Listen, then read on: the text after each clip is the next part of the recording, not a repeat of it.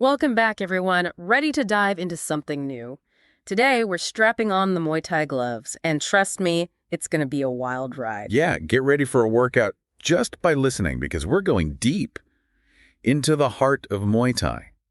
Thanks to the fascinating book, Muay Thai, by Arnaud van der Veere, a Dutch Muay Thai expert.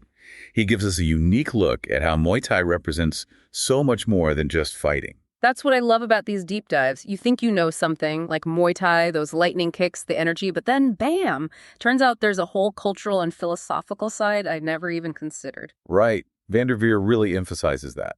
So let's start with the basics. Like, where in the world did Muay Thai actually originate? You'd think Thailand, right? Makes sense to me. Well, get this. The story actually begins way further west, in India, with an ancient martial art called Kalari Payattu. Kalari what now? That's a mouthful. Right. Kalari Payattu, it's considered by some to be the mother of all martial arts. But it's not just about fighting. Picture this dance-like movements, a focus on discipline and self-improvement. So not your typical street brawl style. Not at all. Over centuries, these traditions travel across Asia. Think monks, warriors, spreading the knowledge. And as they spread, each culture added its own flavor, adapting the techniques. So like a global game of martial arts telephone. Exactly. Now, fast forward to Thailand centuries ago. Wars, kingdoms, you name it, Muay Thai became a part of their DNA, intertwined with their national identity. It went beyond just self-defense. It was part of their culture, their history. You got it. And this is where it gets really interesting. Van der Veere, being Dutch himself, points out a strong connection between Thailand and the Netherlands in Muay Thai history. Wait, hold up. The Netherlands? Like windmills and tulips in Netherlands? Yeah, I know, right? Seems random. But back in the 1600s, the Dutch, they were global traders. They had strong ties with Thailand. And it wasn't just about spices. Cultural exchange was happening big time, including, yep, you guess it, fighting techniques. And Van der Veere highlights how the Dutch took to it like fish to water, especially in the heavier weight classes. It's amazing how something as physically and mentally challenging as Muay Thai could bridge cultures like that. But you mentioned a philosophical side earlier. I gotta know more. Well, that's the thing. Van der Veere, he's adamant that Muay Thai isn't about aggression. It's about self-improvement, finding inner peace. He even compares it to, believe it or not, meditation in motion. Meditation while kneeing a punching bag?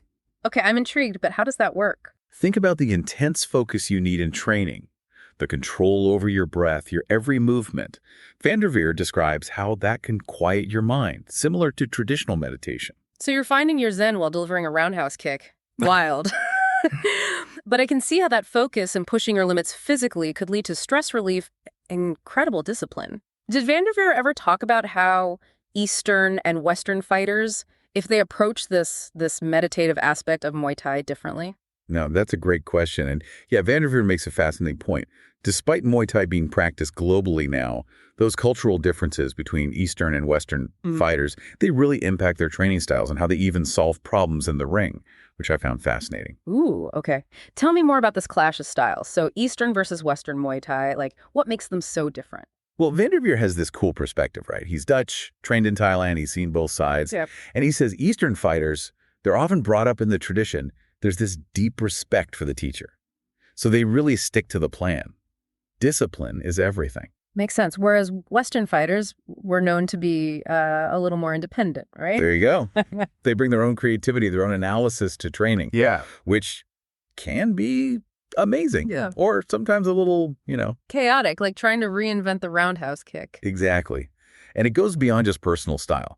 Van der Veere argues that these cultural differences, they even impact how fighters problem solve in the ring. Ooh, you mean like how they react in the heat of the moment, adapting to their opponent's moves?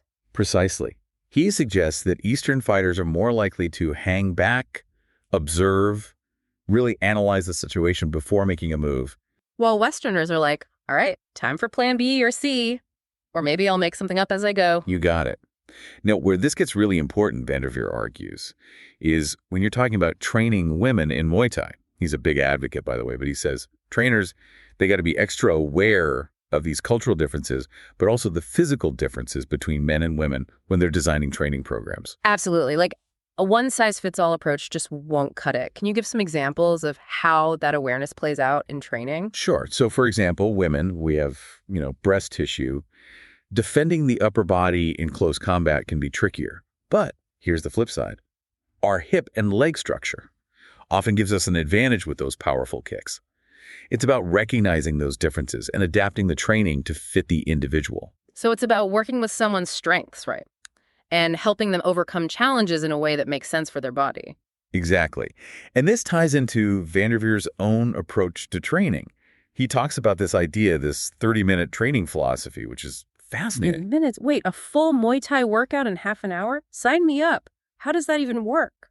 Well, he basically argues that a lot of traditional training is unnecessarily long. That you can get amazing results with shorter, super-focused sessions. We don't have time to unpack it all here, but it highlights Van der Veer's focus on efficiency, on making Muay Thai accessible. I like that. You don't need to quit your job and live at the gym to benefit. Right. And the benefits go beyond just the physical. Van der Veer is a huge believer in Muay Thai as an outlet for stress. Modern lives, we're all so wound up. Tell me about it. So he talks about how those explosive movements, they release pent-up energy. It's like hitting the reset button on your brain and body. Okay, I gotta admit, after a tough workout, I do feel amazing, like clear-headed. Exactly. And it goes even deeper than that. Van der Veer even talks about using Muay Thai to work with, get this, at-risk youth. Like its power to transform goes way beyond the physical training itself. Wow.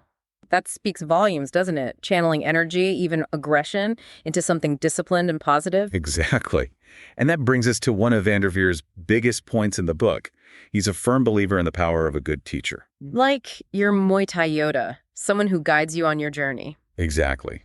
Whether your goal is to become a champion or just find that inner peace we talked about, having the right teacher is everything. We've covered so much ground here. We've talked about history, philosophy, cultural influences, even how Muay Thai can benefit you outside the ring. But for those listening who've never actually seen Muay Thai in action, what makes the fighting style so unique? Any cool moves from the book you want to break down? Aside from those devastating knee strikes, which are like the Muay Thai signature, and the emphasis on clinching, which is like a whole other art. Close quarters combat, right. Exactly. Van der Veer dives deep into all the different punches, kicks, elbow strikes. But the one that always blows my mind is the roundhouse kick. Classic Muay Thai. I mean, you see it in movies. It's just powerful. What makes it so special? It's not just about being strong, right? Van der Veer breaks it down. You're using your whole body, generating power from the ground up. It's about footwork, hip movement, this perfect circular motion. So there's a real art to it. It's not just a leg flying through the air. No way. Okay. And that's what makes Muay Thai so cool. It looks so powerful, but there's this incredible attention to detail, to technique. Man, I feel like we've only scratched the surface here. From ancient history to modern-day applications, Muay Thai is way more than just punches and kicks, that's for sure. It's a whole journey of self-discovery, discipline, you name it. Makes you wonder if training your body to react in the ring could actually help you react better in everyday life. Right, like training your mind at the same time. That's what I find so fascinating at Muay Thai. It really connects that physical, mental, even spiritual side of being human, which, let's face it, in today's world. It's easy to lose sight of that. We compartmentalize everything. Exactly. And it reminds me, there's this great quote from Van der Veer's book. He says, and I'm paraphrasing here, but he says, Muay Thai is about becoming a better version of yourself, both inside the ring and in your life. I love that. Right. I think that perfectly captures what we've been talking about. We've gone beyond the fighting, explored the culture, the philosophy, the potential Muay Thai has to empower people. So for our listeners who are now like totally pumped about Muay Thai, what are the key things they should remember? Number one, Muay Thai's history is mind-blowing. We're talking centuries old, blending influences from India to Thailand, even the Netherlands. And don't forget, Muay Thai is not about going out and picking fights. It's about self-improvement, discipline, finding that inner peace through movement. Yes. And finally, remember that this stuff, it goes way beyond the ring. Stress relief, youth development, even becoming mentally tougher in everyday life. Muay Thai really does have something for everyone. This has been an incredible deep dive. A huge thanks to our expert for sharing their knowledge and to you, our listeners, for joining us.